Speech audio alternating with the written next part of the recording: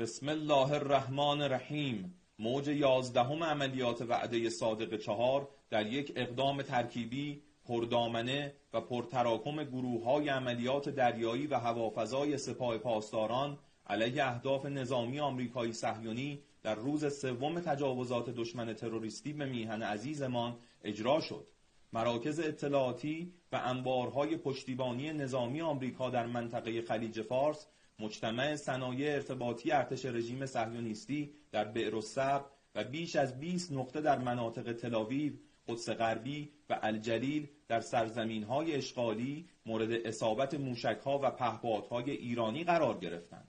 فرزندان غیور نیروهای مسلح ایران با حمله به 60 هدف راهبردی و 500 نقطه نظامی آمریکا و اسرائیل تا بدین لحظه با شلیک بیش از 700 پهپاد و صدها فروند موشک بالستیک و شکست دشمنانمان در رهگیری نصاب جدیدی را فراتر از کل جنگ 12 روزه تنها در 48 ساعت گذشته در جنگ با دشمنان متجاوز رقم زدند. اقدامات وحشیانه و تروریستی ارتش آمریکا و رژیم صهیونی علیه شهروندان مظلوم ایرانی در حمله وحشیانه به بیمارستانها، مدارس، صدا و سیما و مراکز مدنی اراده پیشبرد جنگ تمام عیار علیه دشمنان را در نیروهای مسلح جمهوری اسلامی ایران بیش از پیش ساخته و سطح اقدامات نظامی کشورمان را توسعه خواهد داد و من نصر الا من عند الله العزیز الحکیم.